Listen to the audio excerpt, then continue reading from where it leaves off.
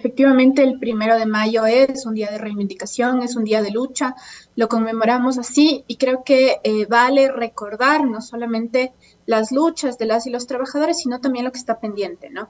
Creo que en este momento hay un conjunto de reformas al Código del Trabajo que están en la Asamblea Nacional, que vale la pena también revisar, que vale la pena recoger y que vale la pena también evidenciar frente al contexto actual que tú estás manifestando. Estamos hablando de una clase trabajadora que ha sido empobrecida, los niveles de pobreza han aumentado, han incrementado, el salario ya no es suficiente para cubrir con sus necesidades básicas, con las necesidades de sus familias, pero adicionalmente vemos una clase trabajadora que está endeudada, mientras eh, los estados están impulsando el salvataje de los bancos, por ejemplo, vemos que la clase trabajadora está sosteniendo todo el precio de la crisis sanitaria y de la crisis económica que estamos viviendo todavía en este momento, producto de esta crisis sanitaria, en sus hombros. Estamos denunciando efectivamente que las prácticas de explotación no han cesado, más bien se han incrementado, se han puesto nuevas formas de explotación, nuevas formas de precarización, y eso es lo que se está denunciando. Las reformas que están en este momento en la Asamblea Nacional y que fueron propuestas por el Frente Unitario de Trabajadores me parecen que son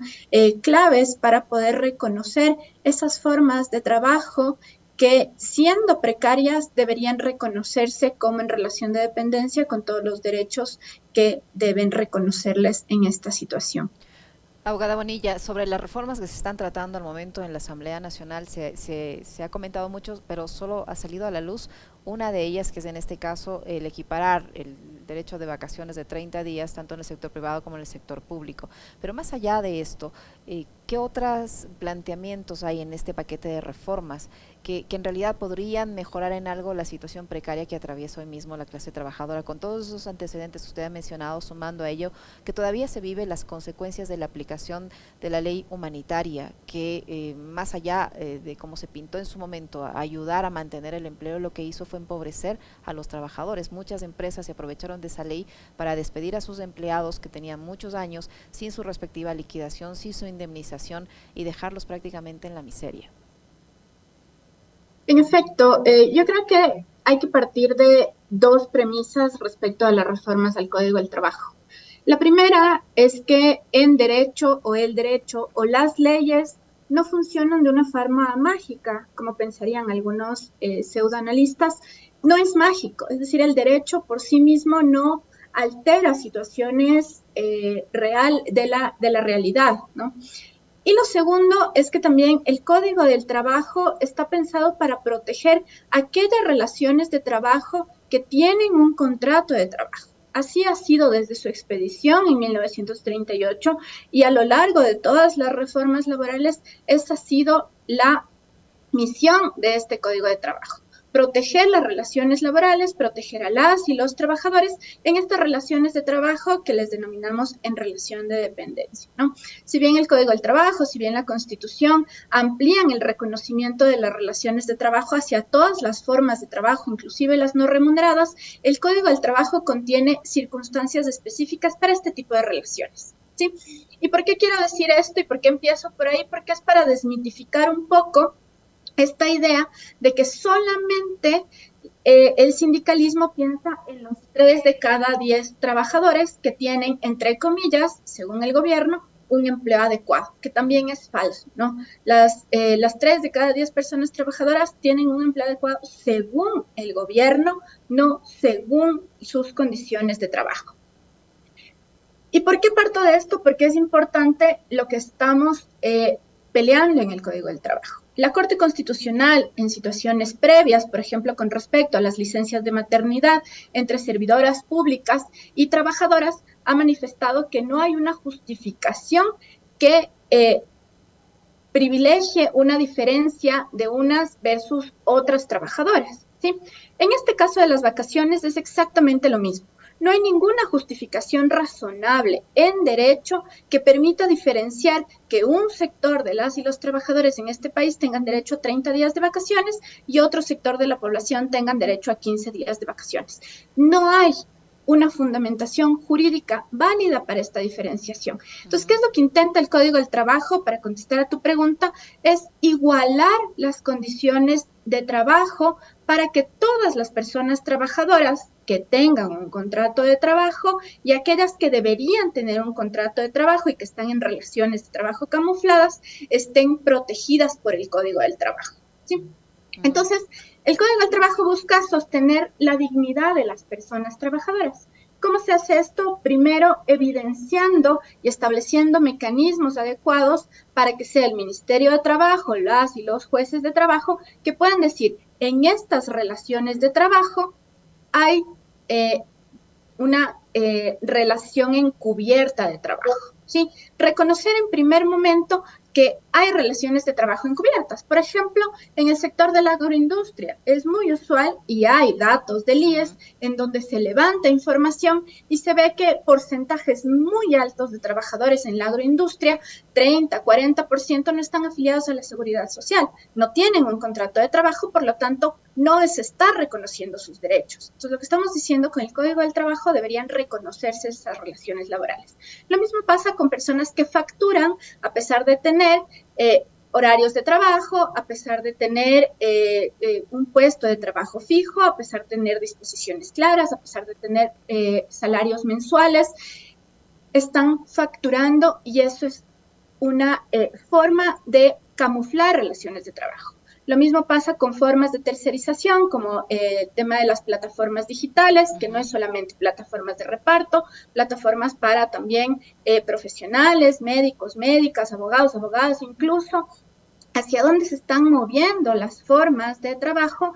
También es importante que se visibilice, que se reconozcan esas formas de la relación laboral para estar hablando de realidades, ¿sí?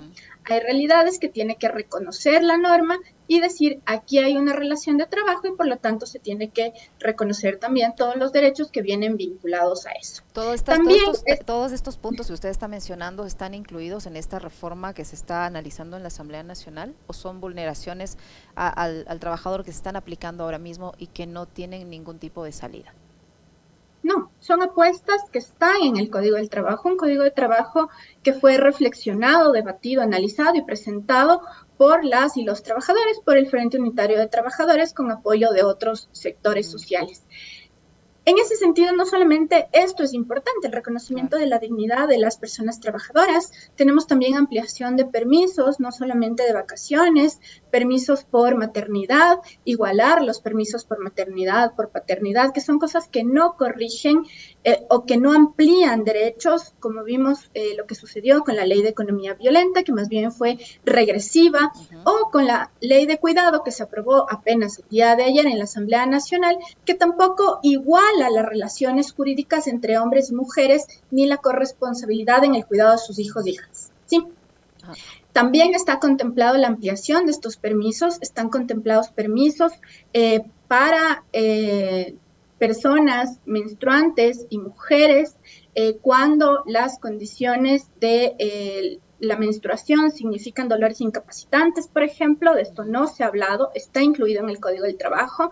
En el Código del Trabajo también está reconocido un cupo laboral para personas trans que han sido históricas y sistemáticamente excluidas de las relaciones de trabajo formales. El Código del Trabajo también incluye toda una reconocimiento de otras formas sindicales que también han sido negadas sistemáticamente por el Estado. Por ejemplo, el reconocimiento de sindicatos por rama, el reconocimiento de sindicatos por sector, la capacidad de estas organizaciones sindicales y de las y los trabajadores organizados por rama o por sectores de la producción de poder negociar y contratar colectivamente sus relaciones de trabajo, ¿sí?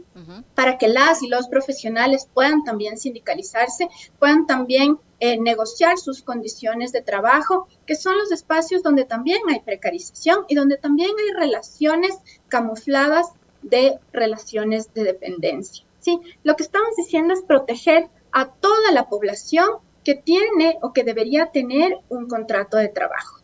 Esto no desconoce, evidentemente, que hay otro sector de la población que también debería estar protegido por normas laborales que deberían ser beneficiosas para sus derechos, como por ejemplo el trabajo autónomo. El trabajo autónomo también tiene que ser regulado. Quizás el Código del Trabajo no sea la norma que regule o que proponga reformas en beneficio de estos sectores, pero también tiene que plantearse eso, también tiene que entrar en el debate cuál debería ser la regulación de las y los trabajadores autónomos, por ejemplo, el reconocimiento de las calles como lugares de trabajo y por lo tanto el reconocimiento también de la dignidad o el reconocimiento de derechos de las personas que tienen la calle o el espacio público como sus lugares de trabajo para que estos también sean adecuados, libres de violencia y que también el Estado garantice para todas las personas el acceso a la seguridad social. Sobre Y lo que eso, yo sostengo, sobre eso, sí. abogada Bonilla, estamos hablando de problemas que enfrentan al momento los trabajadores.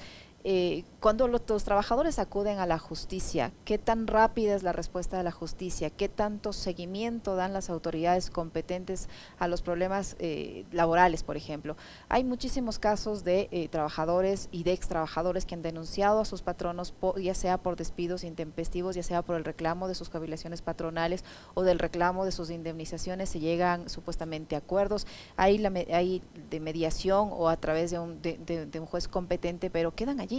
Los empleadores se hacen de la vista gorda y no cumplen con las disposiciones legales, esto a vista y paciencia de las autoridades. Hay muchísimos casos y lamentablemente entre esos casos muchos trabajadores de la comunicación que están viviendo ahora mismo las consecuencias de esa falta de atención de las autoridades en el seguimiento de estos casos y el incumplimiento y la sinvergüencería de los empresarios que no cumplen. En efecto, hay una responsabilidad del Estado, ¿no? El Estado en una relación tripartita, como es una relación de trabajo, tiene el rol de vigilar y controlar a la parte empleadora, sobre todo, ¿no? Y en ese sentido, el Estado tiene un doble rol. El Estado tiene un rol a través del Ministerio de Trabajo y el rol del Ministerio de Trabajo es lamentable. O sea, no podemos permitir que un representante de las cámaras al frente del Ministerio de Trabajo haga de la vista gorda frente a todas las denuncias de las personas trabajadoras o de las organizaciones sindicales dentro de este espacio. Pero lo segundo también es la justicia, porque cuando los empleadores niegan los derechos de las personas trabajadoras, el rol de la justicia es fundamental para poder garantizar estos derechos. Sin embargo, hemos asistido en las últimas semanas, por ejemplo, a un debate alrededor de la crisis dentro del sistema judicial. El Consejo de la Judicatura, la función judicial, ni siquiera tiene papel para imprimir los escritos que se ingresan a las unidades judiciales. Desde al menos más de 10 años no ha incrementado el número de jueces laborales, por ejemplo, en la ciudad de Quito, y yo supongo que esa es la misma situación a nivel nacional.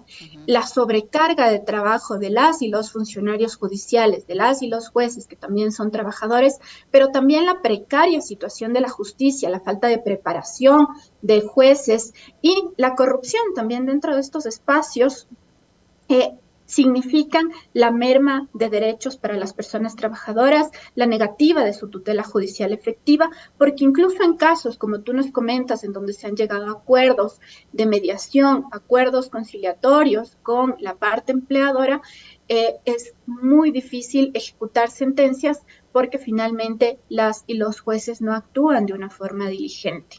Yo no justifico la actuación de los jueces, solamente pongo la antesala, que también es que hay una sobrecarga laboral en la función judicial, pero esto se debe también a que hay muchos más casos a propósito de la pandemia, por ejemplo. Sobre todo en lo laboral, se ha visto que al menos desde el año 2020 se ha incrementado el número de casos que están en las cortes. ¿Sí?